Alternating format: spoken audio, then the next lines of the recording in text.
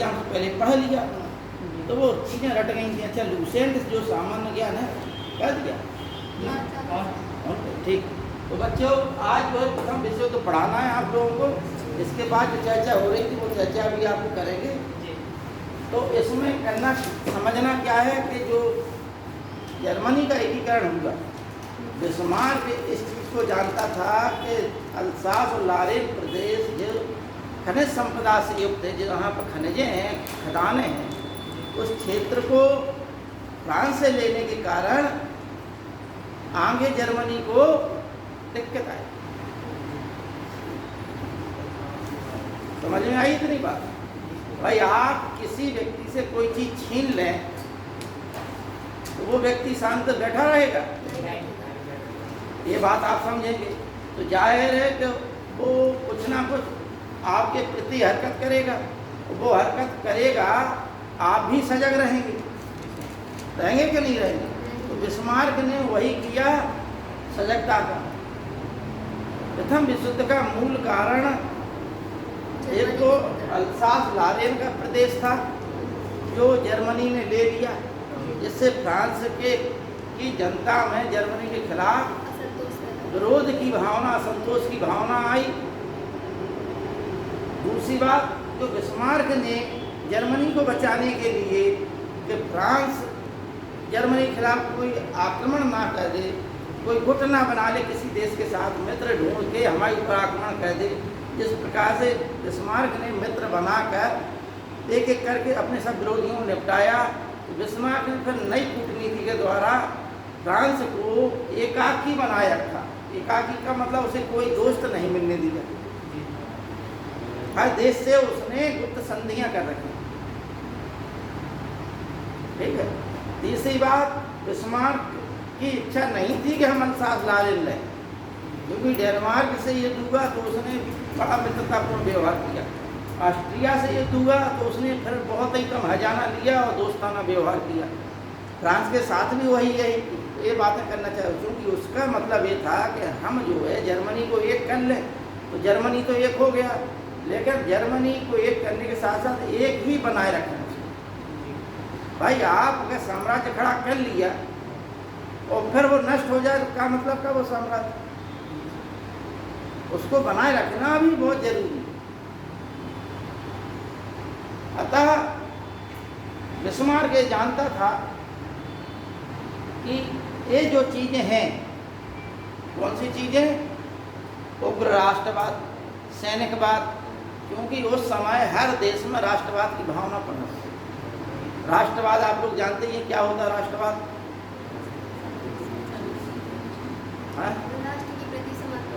राष्ट्र के प्रति समर्पित होना और राष्ट्र के प्रति ऐसा उन्माद भी है राष्ट्रवाद।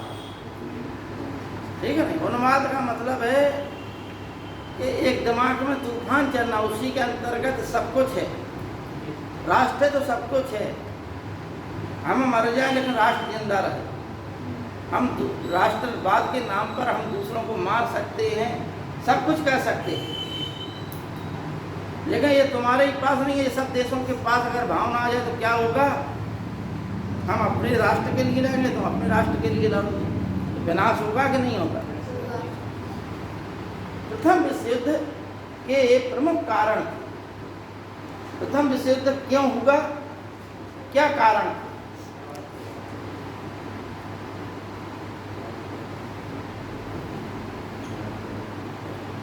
जर्मनी का एकीकरण हमने बताया था आपको। जर्मनी का एकीकरण 1871 में पूर्ण हो गया। दूसरी बात, वर्साय का महल, जिसकी हमने आप लोग बताया था कि लुई 16वें ने बनवाया था, उस महल को लुई 15वें ने बड़े ऐशो आराम के साथ जिंदगी काटी। लुई 16वें की रानी का क्या नाम था? Mary Antoinette. वो भी जो है विलासी प्रवृत्ति की थी। लुई 15वें की भी 3 प्रेमिकाएं प्रमुख थी। तो ये सब राजा विलासी थे, भोग विलास में डूबे रहते थे। राज्य का खर्च चलाते, मतलब जो आय होती थी उसका खर्च अपना वहन करते थे।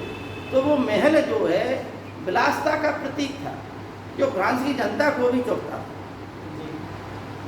ठीक है नहीं? लेकिन उसी वर्साय के महल में जब जर्मनी के राजा ने का राज्याभिषेक हुआ कि अब तुम जर्मनी के सम्राट हो, तो ये फ्रांस के लोगों को अपना अपमान महसूस हुआ, क्योंकि वो प्रतीक था वर्साय की शान और शौकत का। ये अपमान हुआ। बिस्मार्क ने जो कूटनीति चली, जो गुप्त संधियां बनाई, उन गुप्त संधियों के तहत एक जाल बिछ गया। लेकिन कैसर विलियम प्रथम की मृत्यु के पश्चात उसका नवयुवक पुत्र कैसर विलियम द्वितीय जर्मनी की गद्दी पर बैठा। बिस्मार्क की नीति क्या थी? बिस्मार्क नीति ये थी कि जर्मनी है, मान के चलिए, तो बस हमें जो है, क्योंकि सबसे बड़ा इंग्लैंड शक्तिशाली राष्ट्र, फ्रांस उसका शत्रु राष्ट्र, रूस उधर शक्तिशाली राष्ट्र, ऑस्ट्रिया को मित्र बना लिया, क्योंकि ऑस्ट्रिया में भी जर्मन जाती थी, ठीक है ना। ये सब जो है इन लोगों से मित्रता बनाए रखने के लिए जरूरी बात है कि हम इनके किसी भी हित के आड़े में ना। ठीक, इनके हित क्या थे उस समय? हित क्या थे? इंग्लैंड सिंग्लैंड सब के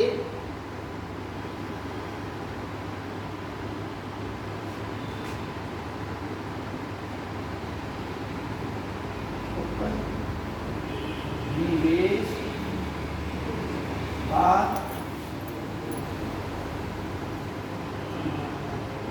साम्राज्यवाद, नौसेना का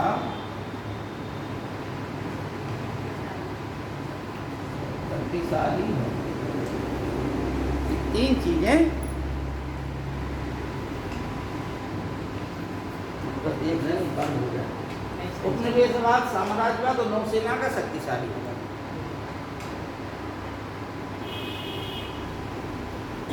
ये क्या थी? इंग्लैंड की सबसे प्रमुख मजबूती। बिस्मार्क को ना उपनिवेश चाहिए था, ना साम्राज्यवाद चाहिए था, क्योंकि उसका अपना साम्राज्य भी बड़ा था और वो जानता था कि अभी हमारा जर्मनी का एकीकरण हुआ है, यदि हम ज़्यादा उथल पुथल करेंगे तो फिर स्थिति उलट हो जाएगी। अतः वह जो है जर्मनी को एक करना चाहता था, बड़ी मुश्किल से एक हुआ था, तो वो नहीं चाहता था किसी प्रकार की खुरापात हो। और अगर नौसेना जर्मनी बढ़ाता अपनी, तो इंग्लैंड उसका विरोधी हो जाता, क्योंकि नौसेना बढ़ी नहीं कि इंग्लैंड शत्रु हुआ नहीं, इंग्लैंड उसे अपना प्रतिद्वंदी मानता था। तो साम्राज्यवाद, उपनिवेशवाद फ्रांस की भी थी, इटली की भी यही, इटली क्योंकि बाद में आया, पुर्तगाल है, स्पेन है, इन सब ये सब जो है उपनिवेशवाद साम्राज्यवाद का पालन कर रहे थे। तो जर्मनी ने कहा हमें नहीं चाहिए कुछ, हम अपने में खुश हैं, प्रसन्न हैं, ठीक है ना। क्या हुआ? फ्रांस को एकाकी बनाने के लिए इन सब ने अनेक गुट बना रखे थे। बिस्मार्क ने सबके साथ अलग अलग संधियाँ थी कि फ्रांस किसी से दोस्ती ना कर ले, इससे पहले ही हम सबसे दोस्ती कर लें। लेकिन 1890 में बिस्मार्क को कैसर विलियम द्वितीय ने चांसलर के पद से हटा दिया। बिस्मार्क बूढ़ा भी हो गया था, लेकिन जर्मनी के हित की सलाह देता था। तो कैसर विलियम द्वितीय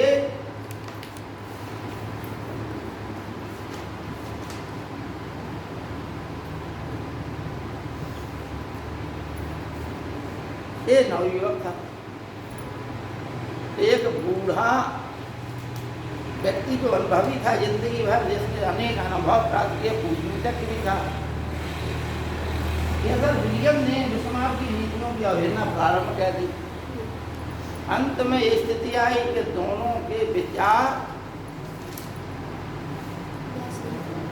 आपस में उलझने लगे। कैसर विलियम द्वितीय ने बिस्मार्क को चांसलर के पद से हटा दिया। देखिए, एक बिस्मार्क ही था जिसने जर्मनी का इतिहास, जबकि कैसर विलियम प्रथम अपनी पत्नी के कहने पर एक बार डगमगा गया था, किससे? ऑस्ट्रिया से युद्ध करते थे।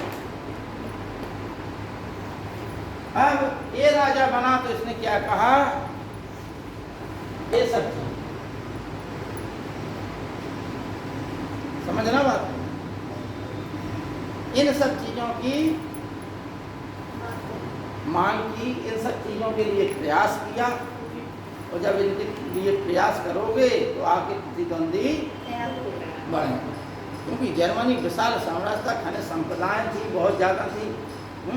राइनलैंड और सार्क देश, तीन शब्द याद रखना, एक राइनलैंड, दूसरा सार्क देश,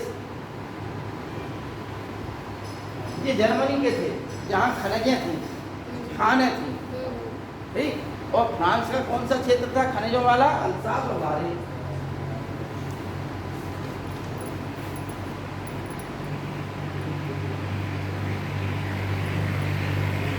अल्सास लारेन वाला प्रदेश था, ये फ्रांस का था, लेकिन ये भी फ्रांस के अधिकार, जर्मनी के अधिकार में था। तो जर्मनी क्या है, बहुत शक्तिशाली था। जब स्वतंत्र हुआ तो वहाँ फैक्ट्री लगाई गई, उत्पादन भी बढ़ा, खनिज संपदा से युक्त था, अपने आप को अत्यधिक शक्तिशाली समझने लगा। अब आपको अनुभव तो है नहीं, या तो अनुभव के साथ आगे बढ़िए तो आपका चल जाएगा, लेकिन आप एकाएक अगर शक्ति को अपने दिमाग से बाहर करोगे तो विनाश होगा। वही हुआ कैसर विलियम द्वितीय का, जहाँ इसने मांग की, फ्रांस ने जर्मनी के विरोधी उभरने लगे, फ्रांस भी दोस्ती करने लगा, फ्रांस ने रूस से दोस्ती कर ली, तो ये गुट बन गए भाई। कैसे गुट बन गए? एक गुट था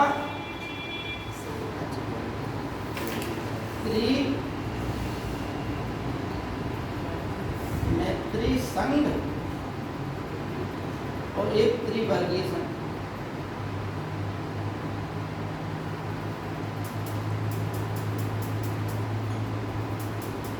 ठीक है ना, आप लोग लिख लीजिए इसमें, देखिए त्रिवर्गीय संघ।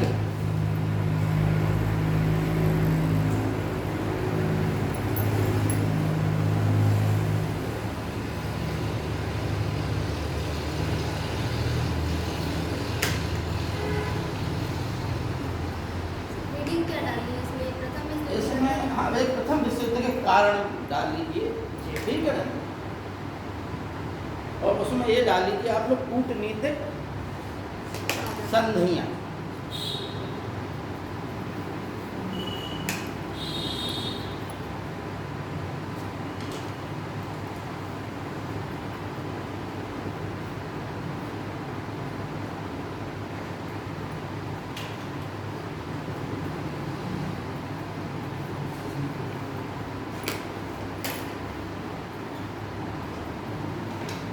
त्रिवर्गीय संघ में कौन थे? इतनी चीज याद रखना, आप बहुत ज्यादा परीक्षा पूछा जाता है।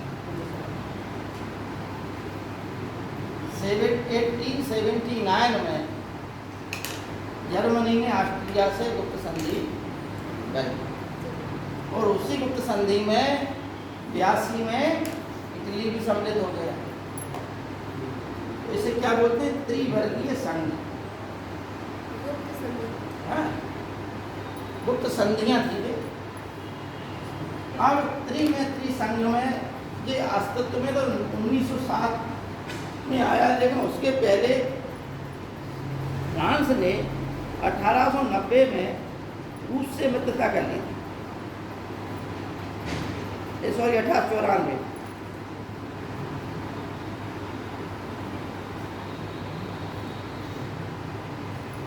रसिया फ्रांस में दूसरा गुट है ना, ये रसिया जो फ्रांस है वो दूसरे गुट के थे।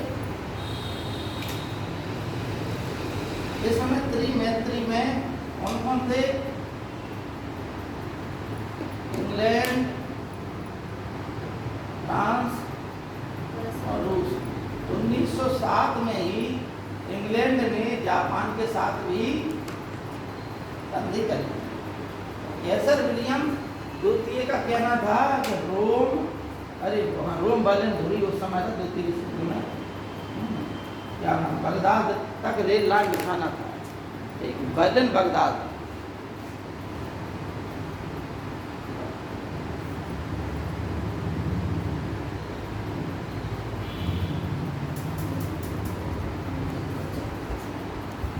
ये सब बातों से क्या होगा, यूरोप के में जो है संधियों का जाल बिछ गया। ठीक है, फ्रांस की दोस्ती रूस से हो गई कब, 1894 में।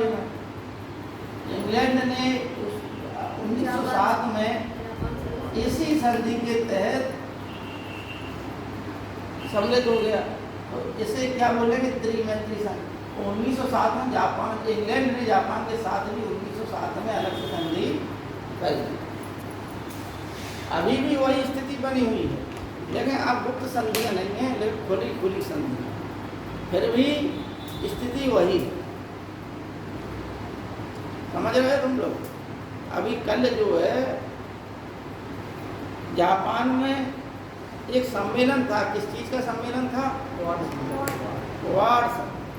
इसका क्वाड का क्या उद्देश्य था,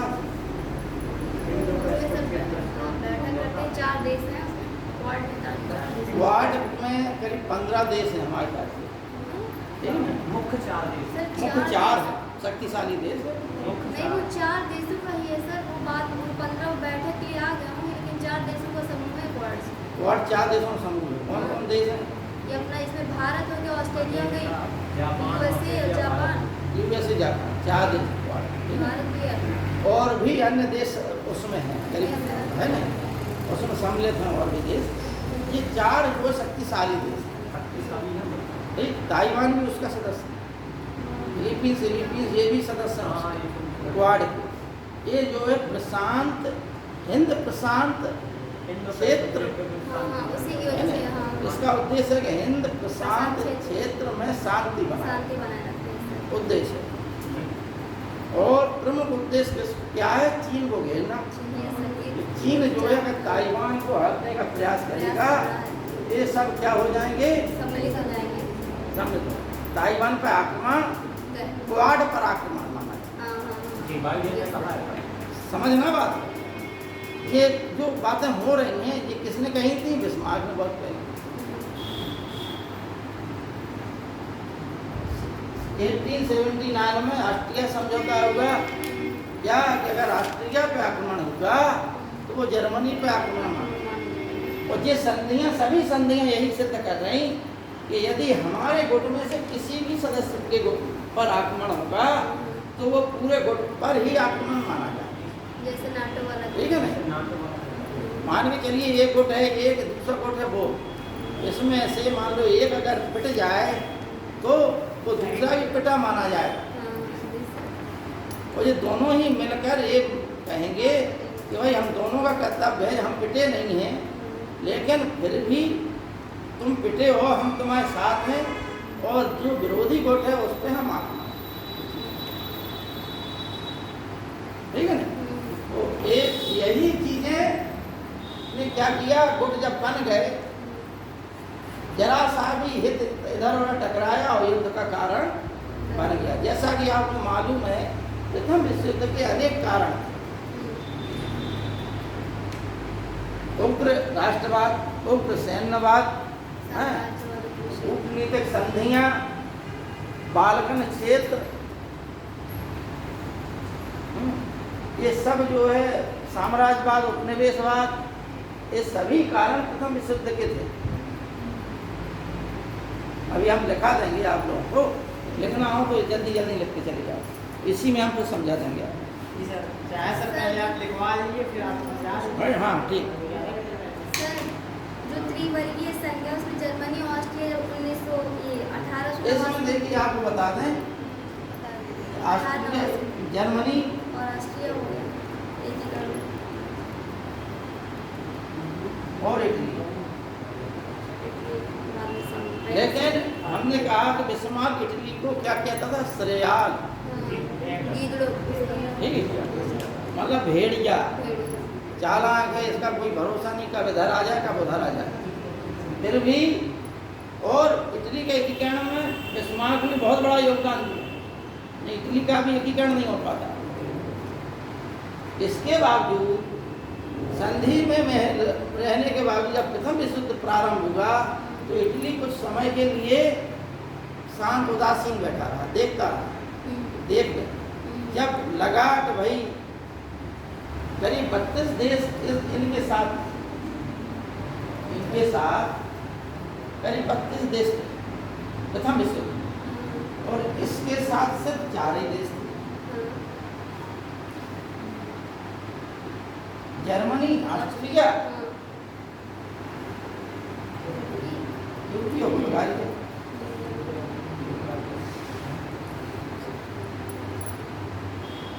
अब भाई 32 देश लड़ रहे थे एक तरफ, जिसमें रूस भी था, जिसमें अमेरिका भी था, और जिसमें प्रमुख जो शक्ति थी वो थी जर्मनी। अब एक देश कब तक लड़ता? हर जगह जर्मनी मदद दे रहा सबको, और ये जो सम्मेलन था इटली जिसकी दम थी, ये भी वो है। इटली पहले बैठा देखता रहा, जब देखा कि ये शक्तिशाली है तो इनके साथ प्रथम युद्ध में घुल गया इटली के साथ।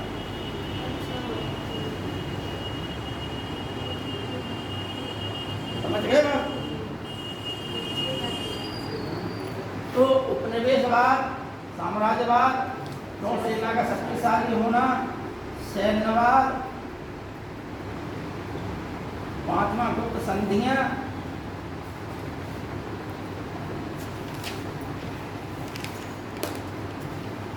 छठवां बाल्कन,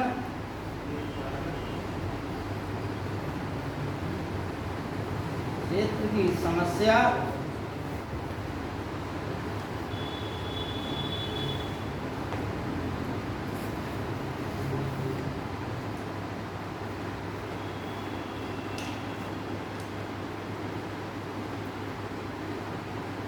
विकृत राष्ट्रवाद,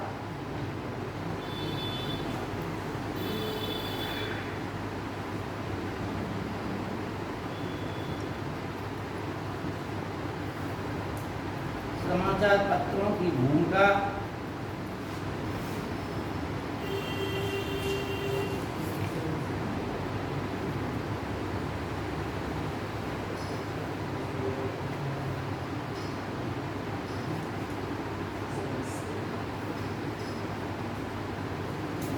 फ्रांस की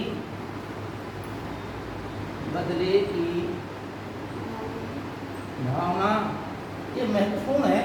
और 10वां है तात्कालिक कारण।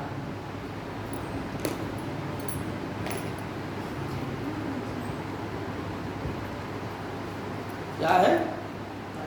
तात्कालिक कारण।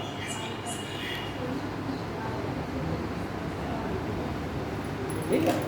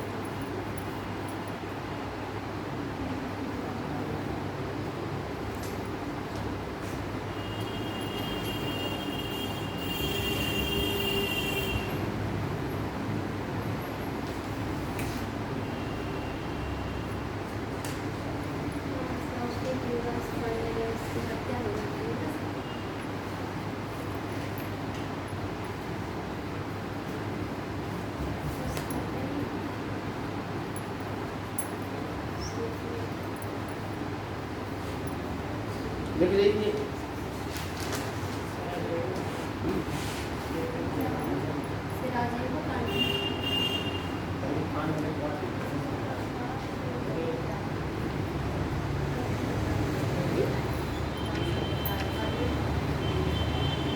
देखो तात्कालिक कारण समझ लें आप लोग। इन कारणों का भी हम बताएंगे आपको, लेकिन रियल में आग धधक रही थी। आग क्या धधक रही थी, बल्कि हम तो ये कह रहे हैं कि अंदर जो है चिंगारी लगी हुई थी, आग भड़काने का काम होना था बस का। सबके अपने अपने स्वार्थ थे। उपनिवेशवाद की दौड़ चल रही थी, साम्राज्यवाद की दौड़ चल रही थी। इसके लिए क्या जरूरी था? प्रथम विश्व युद्ध का भी परिणाम अलग थे, परिणाम भी महत्वपूर्ण।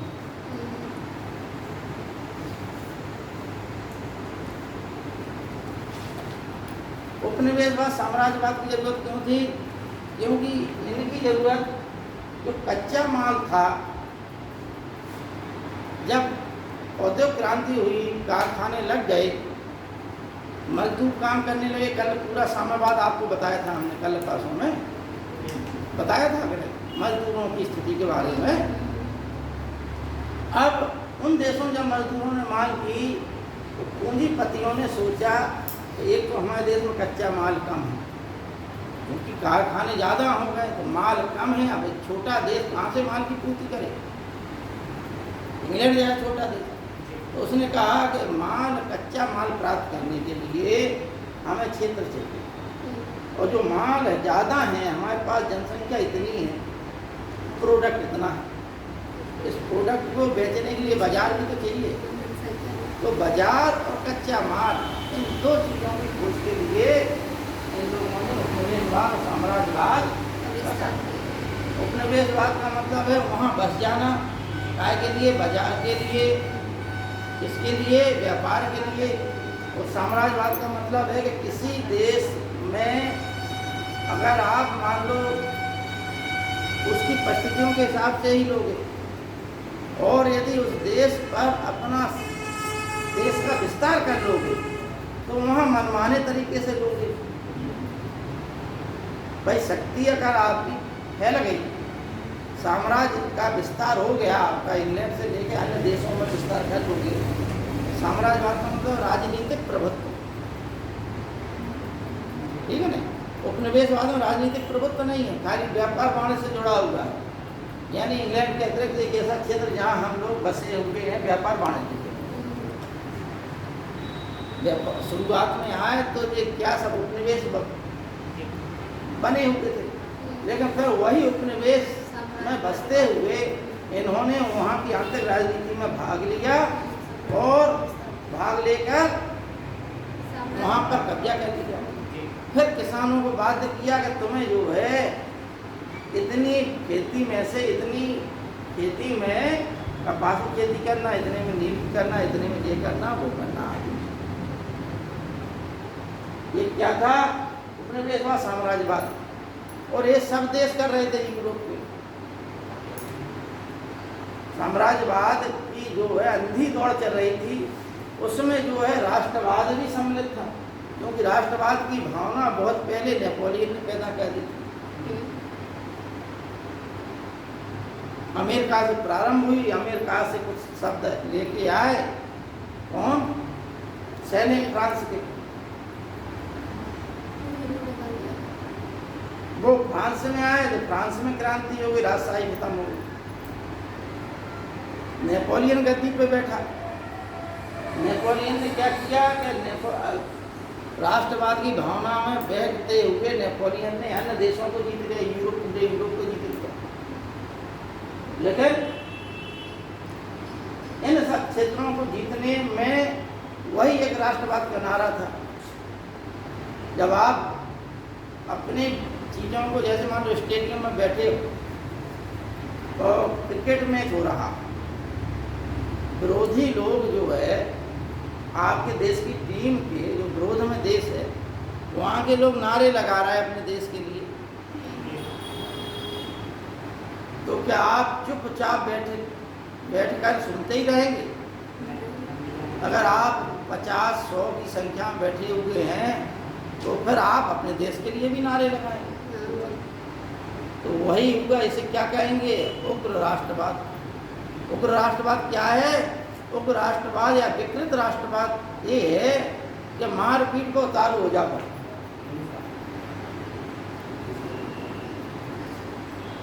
लड़ाई झगड़े पे उतारू हो जाओ, मारो कूटो लूटो, इस पे आ जाओ। ये क्या है? विकृत राष्ट्रवाद।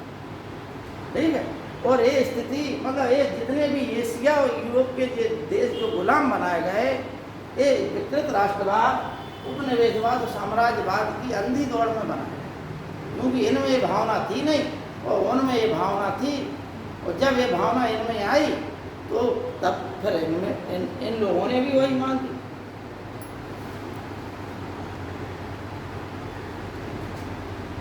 सैन्यवाद के बारे में पता है? सैन्यवाद का मतलब है कि उस देश पर सेना के अधिकारियों का प्रशासन में प्रभुत्व होना, सैन्य अधिकारियों की सलाह से ही प्रशासन चलना, सैन्यवाद।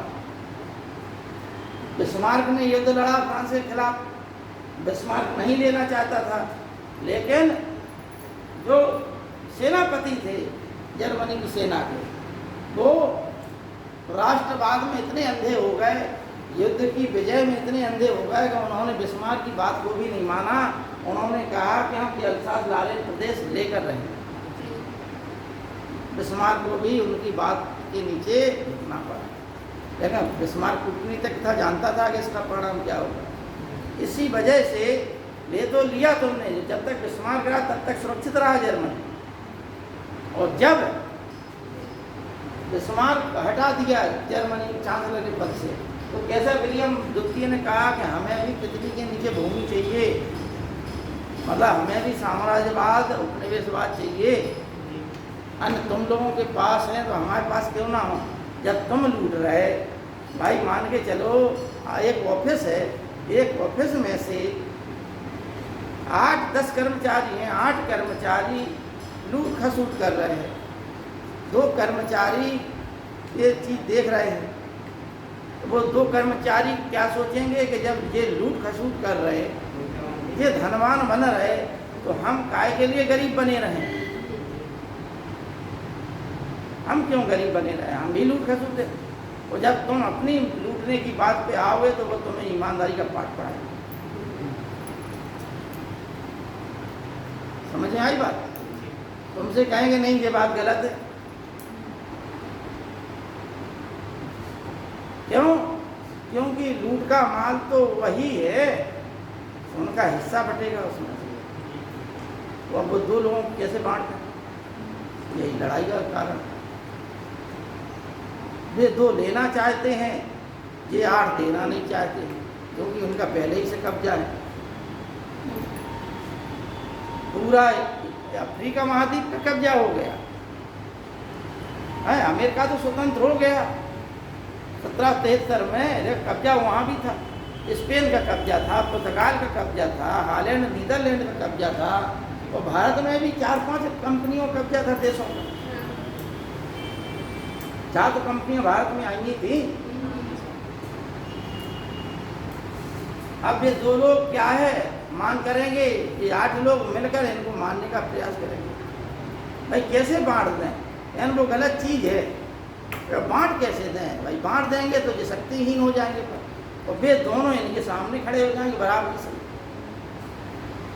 हो जाएंगे नहीं हो जाएंगे? भाई इनके पास 100 रुपये है, उनके पास 10 रुपये है। आज अगर 100 रुपये में से ये बंटवारा कर देंगे तो जितना इनके पास होगा उतना ही उनके पास होगा, फिर ये कारगिल की शक्तिशाली होगी। शक्ति संपन्नता की संसार में हमेशा लड़ाई हुई है, आज भी हो रही है। संयुक्त राष्ट्र संघ में भारत जैसा बड़ा लोकतांत्रिक देश बाहर है 156 से, और जब उसका कोई मुद्दा आता है तो यही शक्तिशाली देश जो भारत से अब आज की स्थिति में उतरी नहीं है ताकत में, संसार की सबसे बड़ी युवा शक्ति किस देश में है? भारत की 36% आबादी की आयु 28 वर्ष है, औसत आयु, जबकि Japan, Germany, Italy, France, England, इनमें बूढ़ों की जनसंख्या ज़्यादा है युवकों की अपेक्षा। क्यों? क्योंकि वहाँ जनसंख्या की ओर ध्यान ही नहीं दिया जाता। और आपको हमने बताया है कि रोम का पतन क्यों होगा। रोम का पतन इसीलिए होगा कि जनता जो है सुख सुविधा से जहाँ संपन्न हुई विलासी हो जाती, विलासी हुई, संतान उत्पन्न नहीं करती है। संतान उत्पन्न नहीं होंगी तो आपकी संस्कृति नहीं बढ़ेगी, संस्कृति नहीं बढ़ेगी। आज जब आप बूढ़े हो जाएंगे तो क्या है, अन्य लोग आप पे आक्रमण करके आपको हटो या मरो, हटो या मरो, और उनकी जगह हम बैठे। क्योंकि हमारी जनसंख्या क्या होगा, जो भूखों मर रही है तुम सुख लूट रहे हो। भाई जनसंख्या बढ़ेगी, सीधी सी बात है, जनसंख्या बढ़ने का आर्थिक कारण, जहाँ पैसा है वहाँ जनसंख्या कम होती है। अत्यधिक पैसा जिस देश में, जितना संपन्न देश होगा, जितनी संपन्न संस्कृति होगी, वहाँ जनसंख्या ग्राफ नीचे गिरता है। बच्चों का पालन पोषण कौन करे, संपत्ति बढ़ जाएगी, ज़्यादा बच्चे हो जाएंगे, आदि अनेक फैक्टर काम करते हैं। तो इतिहास यही बताता है कि जनसंख्या विलासी हो जाती, भोग विलास में लिप्त हो जाती है, और फिर उस संस्कृति का पतन प्राप्त धीमे धीमे या एकाएक होगा। ये सब चीजें आज भी चल रही। देखिए आपको हमने बताया, सैन्यवाद बता दिया कि हर देश में सेना प्रभावी थी, ठीक है। गुप्त संधियां बताई दिया। बालकन क्षेत्र की समस्या, बालकन क्षेत्र का मतलब है कि जो जर्मनी के आसपास का क्षेत्र था नीचे की ओर, ठीक है ना, उस क्षेत्र को बालकन क्षेत्र कहते हैं, जिसे हम आज वर्तमान में यूगोस्लाविया, चेकोस्लाविया आदि के नाम से जानते हैं। ये एक समय बालकन क्षेत्र कहे जाते हैं, और यहाँ पर अन्य जातियों के लोग निवास करते थे, चेक, पोलिश, जर्मन, रोमन, अनेक जातियों के लोग निवास करते थे। इसलिए जो क्रीमिया का युद्ध हुआ था, आपको पता है क्यों हुआ था? वहाँ भी जातिगत था, और ये प्रथम विश्व युद्ध में भी जो कारण होगा वो भी जातिगत होगा। क्या कारण? सेराजोगो कांड कहते हैं, जिसे ऑस्ट्रिया के युवराज फर्डिनेंड और उनकी पत्नी सोफिया घूमने के लिए कहाँ गए? बोस्निया। बोस्निया की राजधानी क्या थी? सेराजेवो। वहाँ घूम रहे थे, बाकी में एक सर्बिया का नागरिक आया, उसने इन दोनों की हत्या कर दी। वो कौन था? सर्ब जाति का था। सर्ब जाति का होने के कारण वो सर्बिया ही था। तो जाति कहाँ से बन जाती है? क्षेत्र विशेष। एक समय था, अगर आप जातियों का देखें पता चलेगा जातियां एक ही थी, प्राचीन काल से देखें। क्षेत्र विशेष में जैसे मान लो कुछ लोग बुंदेलखंड क्षेत्र में रहते हैं तो ये कहीं बुंदेलखंड हो गए, पूरब में रहते हैं तो कहीं पूर्वांचली हो गए, हैं? ऐसे ही अन्य चीज़ों का विभेदीकरण होता चला जाता है। तो विभेदीकरण की मनुष्य की भावना है। अतः क्या होगा कि ये क्या था? सर्व जाति, सर्व जाति स्लाव वंश,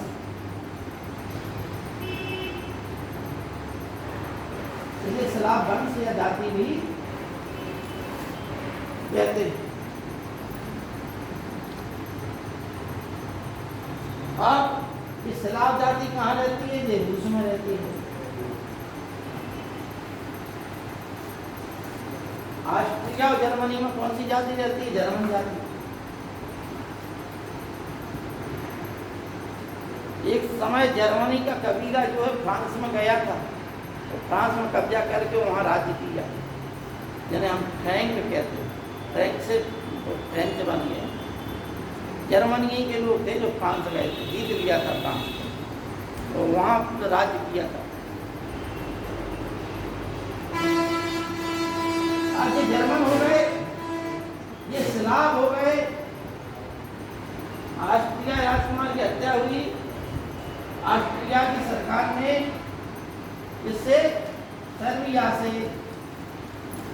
क्षतिपूर्ति मांगी, कुछ शर्तें थोपी, कुछ बातें तो मान ली सर्बिया ने, कुछ बातें नहीं मानी जो उसके अधिकार क्षेत्र में नहीं थी। अतः 28 जुलाई 1914 को ऑस्ट्रिया ने सर्बिया पर आत्महत्या की।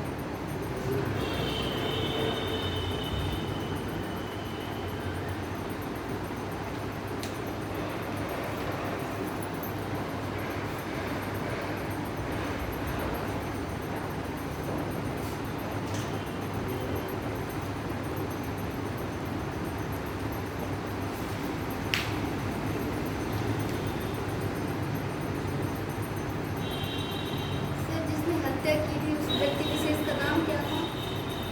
उस सर्बिया का कोई था?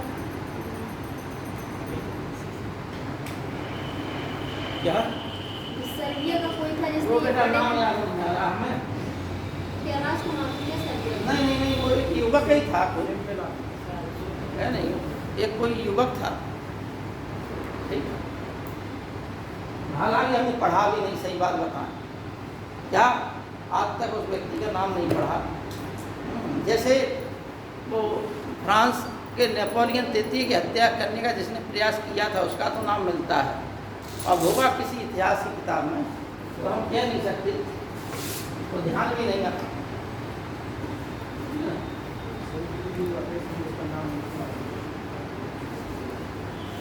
सर्च कर लेना, लेकिन फिर भी तो बाई चांस हो कहीं।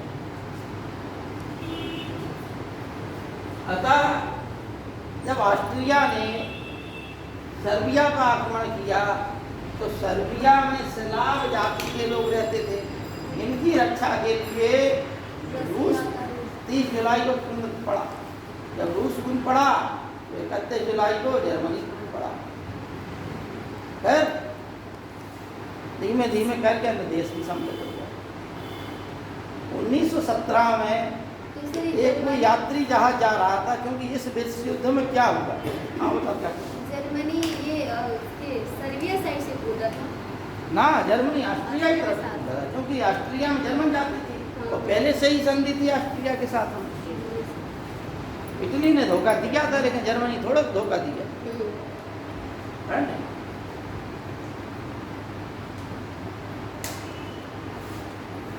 तो इतनी बात समझ में आ गई आप लोगों को? रूस सर्बिया के साथ चल रहा है। कौन रूस बता तो रहे कि 30 जुलाई को रूस आ गया। सर्बिया के साथ रूस आ गया। भाई वो तो एक उसी में सर्बिया में जो जाति थी वही जाति रूस में थी, स्लाव जाति।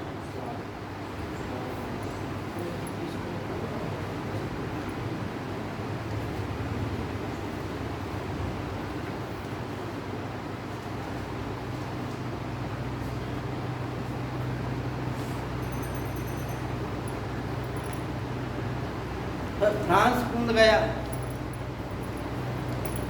इंग्लैंड भी कूद गया इस युद्ध में, क्योंकि संधियों से बंधे हुए थे। अब जर्मनी कब इस युद्ध में आया था? 17 में जो है जर्मनी, एक दिन बाद जर्मनी कूद गया। अच्छा 28 को। हाँ 28 क्या है के लिए रूस 31 को कूदा तो 31 को जर्मनी आ गया ये तो। लेकिन अमेरिका इन देशों को आपूर्ति करता रहा, देखता रहा। इस युद्ध में पहली बार टैंकों का प्रयोग किया गया। इस युद्ध में पहली बार, मतलब ऐसा पहला युद्ध जिसे हम विश्व युद्ध कहते हैं, जिसमें संसार का हर देश लगभग भाग ले रहा था। भारत भी गुलाम देश था, और जो इंग्लैंड की तरफ से लड़ रहा था, इसलिए इसे स्वतंत्र देश तो था नहीं। जो 32 देश भाग ले रहे थे इस गुट की तरफ से, वे सब स्वतंत्र देश थे। भारत इंग्लैंड की तरफ से लड़ रहा था, एक स्वतंत्र देश के रूप में नहीं, इंग्लैंड के उपनिवेश के रूप में। इस युद्ध में क्या क्या होगा? रसायनों का प्रयोग होगा, मस्टर्ड गैसें छोड़ेगी, जहरीली गैसें छोड़ेगी, टैंकों का प्रयोग होगा पहली बार, पनडुब्बियों का प्रयोग होगा पहली बार, और जहाज़ों का प्रयोग, लड़ाकू जहाज, ठीक है ना? इस युद्ध में प्रथम विश्व, और ये पनडुब्बियां जर्मनी के पास थी। जर्मनी ने अपनी पनडुब्बियों के माध्यम से प्रत्येक देश को बहुत नुकसान पहुंचाया, सबकी व्यापारिक क्षति को हानि, व्यापार ही नहीं होने दिया, सामान इधर का उधर नहीं जाने दिया। सामान जाए इधर उधर तो क्या होगा? क्या कि उन वो देश शक्तिशाली बनते जाएंगे, जर्मनी को हानि होगी। अतः जर्मनी ने समुद्र के माध्यम से जो खाद्यान्न आद्यान्न जो भी जहाज आते थे उन सबको डुबा दिया। लेकिन भूलवश क्या होगा कि 1917 में जब एक जहाज जा रहा था अमेरिका का इंग्लैंड की ओर, तो जर्मनी की पनडुब्बी ने उस जहाज पर आक्रमण करके उसे डुबा दिया, ये समझ के कि इसमें खाद्यान्न भरा हुआ इंग्लैंड के लिए जा रहा है। और वास्तव में अमेरिका उस समय मदद कर रहा था इन देशों की। ये लोग कर्ज ले रहे थे अमेरिका से। अमेरिका का संपन्न होना प्रथम विश्व युद्ध से प्रारंभ होता, और इंग्लैंड जो समस्त संसार में कब्जा किए हुए था, फ्रांस भी शक्तिशाली देश था, जर्मनी भी शक्तिशाली देश था, ऑस्ट्रिया भी शक्तिशाली देश था। लेकिन प्रथम विश्व युद्ध के पश्चात इनके विभाजन कर दिए गए, इनको अनेक टुकड़ों में बांट दिया गया, इनकी शक्ति को नष्ट कर दिया, इनकी सेना को नष्ट कर दिया। तो 17 में जो जहाज जा रहा था उसमें यात्री बैठे हुए थे, तो अमेरिका ने इसे अपना ऊपर आक्रमण समझा और इनकी ओर से अमेरिका भी कूद पड़ा। लेकिन अमेरिका कूदने के भी अंदर से कारण थे। तो अमेरिका जो है 17 तक इसलिए बैठा रहा कि उसे युद्ध में लाभ हो रहा था, हथियारों की आपूर्ति कर रहा था, खाद्यान्न की आपूर्ति कर रहा था, पैसे की कमी है पैसा ले जाओ ऋण पे, ये सब कर रहा था। तो फ्रांस और इंग्लैंड वालों ने खूब, सरकारों ने खूब पैसा लिया, ऋण लिया है अमेरिका से। तो अमेरिका धनवान बन गया और 17 में कूदा तो 19 में प्रणाम निकल आया। अमेरिका इस गुठे की ओर से क्यों आया?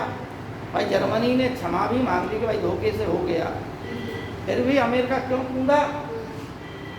इसलिए कूदा कि उनके स्वतंत्रता संग्राम में फ्रांस ने अपनी सेना भेज के अमेरिका को स्वतंत्रता दिलाई थी कि नहीं दिलाई? तो बाद में तो फ्रांस के राजा को स्वयं जो है फांसी पर लटकना पड़ा। फ्रांस अंदर से खोखला हो गया, लेकिन अमेरिका को आबाद कर दिया, है नहीं? भाई आपकी बहादुरी चलो ठीक है, तब तक ठीक है, लेकिन जब आपके पास हथियार नहीं होंगे तो आप क्या कर लोगे? वही स्थिति इनमें थी। हथियार आपको उपलब्ध कोई ना कोई कराए तो हथियार मिलते जाएंगे तो आप लड़ते जाओगे। यूक्रेन में क्या हो रहा है? क्या यूक्रेन अभी तक रूस के सामने टिकता? लेकिन यूक्रेन को हथियारों की सप्लाई हो रही है भर भर के। अब लड़ना ही तो है अकेला, तो अपने लोगों को उनको मारना है और मरना है, लड़ते रहो। हाँ? देखो बच्चों, एक चीज़ हम बता दें, ये भी जो युद्ध है ये भी क्या है? उग्रता का प्रतीक। भाई यूक्रेन जो है यूरोप का अन्न भंडार कहा जाता है। जो डोनाबास क्षेत्र है यूक्रेन का, तो वहाँ पर अधिक मात्रा में गेहूँ उत्पादित होता है, और जो यूरोप के देशों में गेहूँ का निर्यात करता है। यहाँ तक कि अरेबियन कंट्रीज को भी गेहूं का निर्यात करने वाला यूक्रेन देश है। सब कुछ बढ़िया चल रहा था, तुम इनके ऊपर भी हाथ रखे रहते, तुम इनके ऊपर भी हाथ रखे रहते, तुम्हें किसी गुट में सम्मिलित होने की जरूरत नहीं थी। भाई आपकी सीमा जब एक शक्तिशाली देश से लगी हुई है, रूस जैसे शक्तिशाली देश से लगी हुई है, जो संसार सबसे बड़ा क्षेत्रफल में देश है, तो शक्ति संपन्नता में भी सबसे संपन्न है। सबसे ज़्यादा यदि किसी देश में अरबपति रहते हैं तो वो रूस है, सबसे ज़्यादा अरबपति। तो वो अपने आप में सब प्रकार संपन्न है। अच्छा, वो परमाणु संपन्न देश भी है, तुमने जो परमाणु बनाए थे वो भी तुमने नष्ट कर दिए, है नहीं? अब तुम तो अपने देश की भलाई करते, देश का विकास कहते, देश अच्छी गति से जा रहा था, अनावश्यक तुम्हें नाटो में जाने की क्या जरूरत थी? नाटो तो अमेरिका का एक जाल है, रूस को फंसाने के, है नहीं? उससे कोई अब ले नहीं देना नहीं। एक समय था जब लोकतंत्र फैल रहा था, साम्यवाद फैल रहा था, तो अमेरिका को भय था कि ऐसा ना हो कि साम्यवाद लोकतंत्र को खा ले। इसलिए 4 अप्रैल 1949 को नाटो की स्थापना की गई थी, जिसमें प्रारंभ में कुछ ही देश सम्मिलित थे, धीमे धीमे करके हर 2-4-10 साल में 2-4 देश सम्मिलित हो जाते हैं। अब ये चीज़ें अन्य लोगों को असुरक्षा की भावना पैदा करेंगी। भाई तुम्हारा परिवार और गुट बड़ा होगा तो और देश छोटे रह जाएंगे जो निर्गुट हैं। रूस किसी गुट में सम्मिलित है नहीं, तो और उसकी सीमा के किनारे जब आप ऐसा करने लगो कि किनारे तक पहुंच गए अपना, तो वो अपनी रक्षा हेतु अपनी अगर आक्रमण नहीं करेगा तो कल के दिन तुम लोग वहाँ जो है गतिविधियाँ करोगे। उसकी मजबूरी है रूस की। हालांकि इन चीज़ों को बातचीत के माध्यम से कई बार समझाया गया, सुलझाने का प्रयास किया गया, लेकिन ज़ेलेंस्की नहीं माना। रूस का आक्रमण मानवीय दृष्टि से निंदित है, क्योंकि रूस ने पहले आक्रमण किया, वहाँ की जनता मर रही, देश बर्बाद हो गया, ये निंदा की बात है। लेकिन फिर भी अगर रूस की दृष्टि से देखा जाए, जैसे प्रथम विश्व युद्ध में जर्मनी को, द्वितीय विश्व युद्ध में जर्मनी को ही हम क्या पूरा दोष दे देते हैं। प्रथम विश्व युद्ध के पश्चात, ये सब हमने बता दिया, प्रथम विश्व युद्ध के पश्चात जब युद्ध कई वर्षों तक लड़ा गया, तो 1919 में सब देश, जर्मनी के जो देश साथी थे, ये सब पराजित हो गए। अंत तक जर्मनी लड़ता रहा। अब जर्मनी ने कहा हम अकेले कब तक इनका मुकाबला करें, एक देश इतने देशों से लड़ रहा, समझ गया। लेकिन उसने भी अनुभव किया कि हम अकेले ही रह गए संसार में, कब तक लड़े। तो उसने अमेरिका के राष्ट्रपति उस समय कौन थे, वुडरो विल्सन उदारवादी सोच के राष्ट्रपति थे अमेरिका के। उनसे संपर्क किया कि हम जो है आत्मसमर्पण करना चाहते हैं, युद्ध को बंद करना चाहते हैं। वुडरो विल्सन बड़े प्रसन्न हुए कि भाई कम से कम अच्छी चीज़ सोची। युद्ध जो है वुडरो विल्सन की सलाह पर जर्मनी की सेना ने आत्मसमर्पण कर दिया और बिना शर्त किया था, समझना बात को, बिना शर्त समर्पण किया। इसके पश्चात क्या हुआ, जब शांति सम्मेलन पेरिस में बुलाया गया, वुडरो विल्सन के 14 सूत्रों के आधार पर जर्मनी ने आत्मसमर्पण किया था, बिना शर्त समर्पण किया था। इसके पश्चात जब शांति सम्मेलन बुलाएगा कहाँ, पेरिस में, तो इन 4 देशों के साथ में इनकी पूरी, एक तो अपमानजनक व्यवहार किया गया, इनके लोगों को निंदित किया गया, वहाँ नारेबाजी की गई इनके खिलाफ। इनको ये समझा गया दोयम दर्जे के नागरिक हो, तो समानता के आधार पर नहीं बैठाया गया। फिर उनके की कुछ सुनी ही नहीं गई, जो कुछ सुनाना है वो हम ही सुनाते गए। और जिस देश ने, यानी फ्रांस सबसे ज़्यादा चाहता था, फ्रांस के अंदर भावना ये थी कि हम जर्मनी का अधिक से अधिक, क्लीमेंसो था फ्रांस का उस समय प्रधानमंत्री, लॉयड जॉर्ज इंग्लैंड के प्रधानमंत्री थे, इटली का ओरलैंडो था प्रधानमंत्री। इटली भी विजेता राष्ट्रों की तरफ से सम्मिलित हुआ, क्योंकि इटली को भी क्या चाहिए था, उपनिवेशवाद, कुछ क्षेत्र चाहिए थे। तो बहुत से यानी इन देशों की एकता को तोड़ दिया गया। कुछ संधियां हुई हैं, आप लोग शॉर्टकट में लिख लीजिए, तो समय हो रहा। संधियां हैं वे लिख लीजिए आप लोग।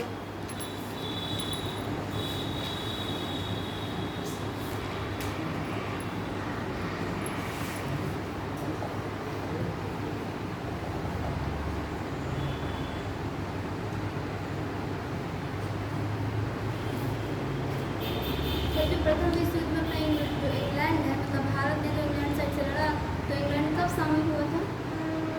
इंग्लैंड 10 दिन बाद इंग्लैंड सम्मिलित हो गया था उसी साल में, मतलब जुलाई में नहीं, अगस्त में इंग्लैंड हो गया था शामिल। ठीक है ना।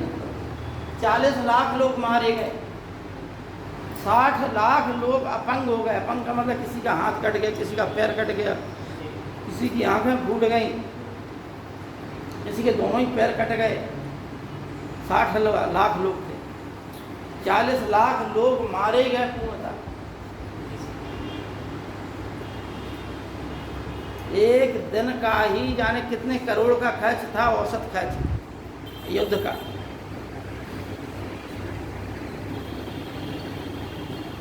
और बाद में ये जो क्षतिपूर्ति जबरदस्ती इन देशों पर लगा दी गई। देखिए, वर्साय की संधि यानी पेरिस में शांति सम्मेलन होगा और सब देशों के साथ साथ अलग अलग स्थानों पर संधियां कर ली। जिसे हम बोलते हैं, इतिहास में आता है पेरिस शांति सम्मेलन। पेरिस में कई इतिहास की संधियां हुई हैं।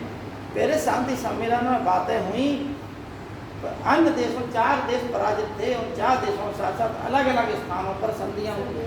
जर्मनी के साथ वर्साय की संधि हुई, जो इतिहास में बहुत प्रसिद्ध है, परीक्षाओं बार बार आता है। और वर्साय की संधि 20 वर्षीय युद्ध विराम था। 20 वर्ष के वर्षा है। ठीक है नहीं, 1939 में 1919 में समाप्त हुआ। 1939 में पुनः युद्ध प्रारंभ। 20 वर्ष के समझ रहे हैं? सर, ये शांति सम्मेलन तो ये 20 वर्षीय युद्ध विराम था। विल्सन के जो 14 सूत्र थे, जिनमें राष्ट्र एक ये भी बात कही गई थी कि एक संस्था की स्थापना की जाए कि जिससे एक देश दूसरे देश पर आक्रमण ना करे। अगर करे तो ये राष्ट्र संघ के सिद्धांतों का उल्लंघन होगा और अन्य सब देश पहले आर्थिक प्रतिबंध लगाएं, राजनीतिक पहले सबसे पहले राजनीतिक संबंध दूर करें, ना माने तो आर्थिक प्रतिबंध लगाएं, फिर भी ना माने तो उसके ऊपर आक्रमण करें। ये बातें 14 सूत्रों में कही गई थी, और भी थे, ठीक है ना। लेकिन फिर भी विल्सन के इन उदार बातों को नहीं माना। क्यों? क्योंकि बड़ी मुश्किल में जीत प्राप्त हुई थी। अपना बहुत कुछ लुटाने के बाद अरबों का खरबों का कर्ज लद गया था, उसकी पूर्ति कैसे की जाए। अतः फ्रांस बनाया बैठा हुआ था कि हमें ये चाहिए, हमें वो चाहिए। भाई फ्रांस ने कहा कि हमें ये वाला क्षेत्र चाहिए, भैया दे दिया गया। कौन सा क्षेत्र? अल्सास लॉरेन वाला क्षेत्र। ये उसी का तो था। भैया कहीं ले लो, तुम्हारा क्षेत्र है। अब फ्रांस ने कही कि ये तो ले ही रहे हम, इसका हम ये क्षेत्र भी लेना रहेंगे। ठीक, जर्मनी की जितने देश हैं इनकी सेना भंग कर दो। आज हम बदले की भावना से लड़े हैं, कल ये भी हमसे बदले की भावना से लड़ेंगे, है नहीं। युद्ध का अंत कभी युद्ध नहीं होता, और क्रोध से क्रोध ही पैदा होता है, कभी प्रेम पैदा नहीं होता। महात्मा बुद्ध ने कहा है कि अगर क्रोध को जीतना है तो प्रेम से जीतना। क्रोध को क्रोध के द्वारा कभी नहीं जीता जा सकता। और एक क्या है, जर्मनी ने फ्रांस को पराजित किया, फ्रांस में क्रोध हुआ। फ्रांस ने क्रोध में जर्मनी को पराजित किया, जर्मनी अपमानित हुआ। जर्मनी क्रोधित हुआ तो जर्मनी के अंदर भी वही भावना थी जो इतने वर्षों तक फ्रांस में पहले पनपती रही, और फिर हिटलर के माध्यम से फिर जर्मनी ने फिर आक्रमण किया फ्रांस पे, और अंत में सब ठंडे होकर बैठ गए। लेकिन द्वितीय विश्व युद्ध के बाद सबकी शक्तियाँ समाप्त हो गई, जितनी तड़ थी वो सब तड़ समाप्त हो गई। अब बैठे रहो अपना अपना कटोरा लेके, है ना। और अमेरिका ने क्या किया कि जो ऋण दिया था इन लोगों के पास, इनने जर्मनी से लूटा, इनने ऑस्ट्रिया से लूटा, और अमेरिका ने इन सब से लूटा। भाई तुमने जो ऋण लिया है वो हमें दो, है ना। जर्मनी पर करोड़ों अरबों रुपए का कर्ज ला दिया। अजय द्वितीय विश्व युद्ध में हम बताएंगे कि क्या परिणाम हुए, जो लादा गया हिटलर ने इन चीज़ों कैसे दूर किया। तुम हिटलर को पढ़ना, ठीक है, हिटलर को पढ़ने में मजा आएगा तुम्हें सुनने हैं। इतिहास भगवान कृष्ण ने गीता में कहा है कि विजय और पराजय में से मैं विजय हूं, क्योंकि भगवान ने ये बात इसलिए कही कि विजय वालों का ही इतिहास लिखा, पराजय वालों की हमेशा निंदा। उन्हें जो है विलेन घोषित कह दिया, निष्पक्ष रूप से इतिहास नहीं लिखा। तुम लिख भी दो तो कौन पढ़ेगा तुम, क्योंकि जो विजेता हैं वही इतिहास निर्माता है। विजेता ही इतिहास निर्माता है, और वो वही इतिहास लिखेंगे जो उनके दिमाग में। यानी हम ही हीरो हैं सब। भारत को आज़ादी दिलाने में हम ही अकेले कूद पड़े, हम ही ने आज़ादी दिला दी, और तुम लोगों में किसी का योगदान नहीं। भगत सिंह, सुखदेव, राजगुरु, अशफाक उल्लाह खां, राम प्रसाद बिस्मिल जी मर गए तो मर जाने दो, ठीक है ना। चंद्रशेखर आज़ाद की माँ 2-2 रोटी के लिए भूख में मर गई झांसी में, है कोई सम्मान नहीं मिला, सरकार ने कोई मदद नहीं दी। जिस व्यक्ति ने देश के लिए अपने प्राण न्यौछावर कर दिए उसकी माँ भूख में मर गई, सरकार ने कोई सरकारी मदद नहीं दी। जबकि हजारों लोगों को स्वतंत्रता संग्राम सेनानी घोषित कर दिया, जिनने लिखाई दिया कि हाँ हम स्वतंत्रता संग्राम सेनानी हैं, हम जेल में बंद हैं, झूठे ही लिखा दिया तो भी वे स्वतंत्रता संग्राम सेनानी हैं। उनके नाती नतान को आज भी वो मिल रहा है आरक्षण, लेकिन जो इतिहास की किताबों में रजिस्टर्ड है उनकी माँ भूख में मर गई। क्यों? क्योंकि इतिहास विजेताओं का लिखा जाता है। और आज़ादी किसने दिलाई? दे दी हमें आज़ादी खड़ग बिना ढाल, है नहीं। साबरमती के संत तुमने कह दिया, पर गांधी जी ने दिलाई और नेहरू जी ने दिलाई है। गांधी जी तो महामानव थे। देखो महामानव इसलिए थे कि जहाँ गांधी जी आते थे भीड़ लग जाती, तो उनका ऐसा व्यक्तित्व था। लेकिन जितनी भीड़ नेहरू के मंच पे होती थी उतनी भीड़ हर जगह होती, हर नेता के पीछे होती। तो क्या भगत सिंह को जब फांसी दी गई तो पूरे पंजाब में उनके प्रति शोक मनाया गया, लोगों ने नारे लगाए, विरोध किया। इन्हीं गांधी जी का विरोध किया 1931 में कराची अधिवेशन में। तो गांधी जी कहना पड़ा कि गांधी मर सकता है लेकिन गांधी बात जिंदा रहेगा। अपने आप पे मारने की बातें करने लगे। भाई महामानव हो, अच्छी बात है, अच्छे कार्य किए, और ना गांधी जी ने इतिहास लिखा बाद में। सुभाष चंद्र बोस जी उन्हें राष्ट्रपिता कह गए क्योंकि अच्छे कार्य किए। देश की आज़ादी में राष्ट्रीय आंदोलन को बहुत बड़ा योगदान देने में गांधी जी का बहुत बड़ी भूमिका। इस चीज़ को नकारा नहीं जा सकता। उनका जो स्थान है वो स्थान उनको मिलना चाहिए था और मिला है हमारे देश में, इसमें कोई दो राय नहीं। लेकिन अन्य लोगों के महत्व को भूल जाओ, ये जरूर बुरी बात है नहीं।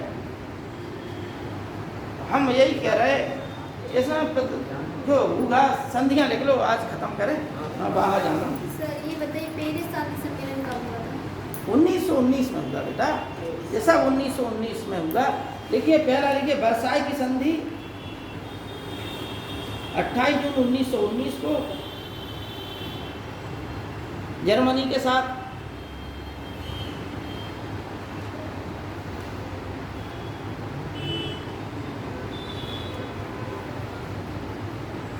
सेंट जर्मेन की संधि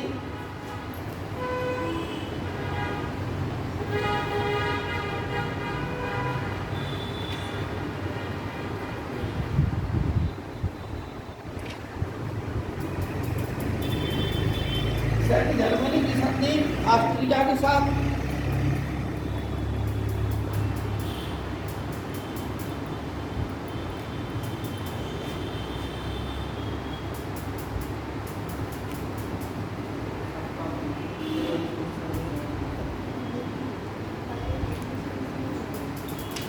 त्रियानों की संधि तुर्की के साथ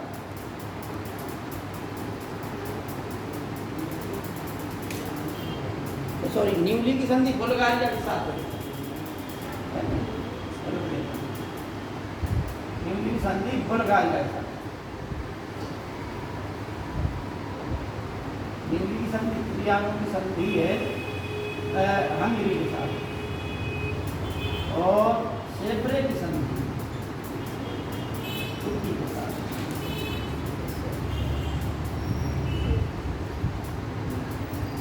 पांच देश थे।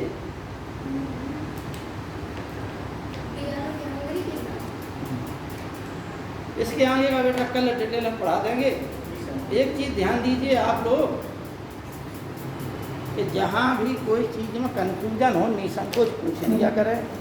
अभी हम जो है सारी संधि 1919 की हुई।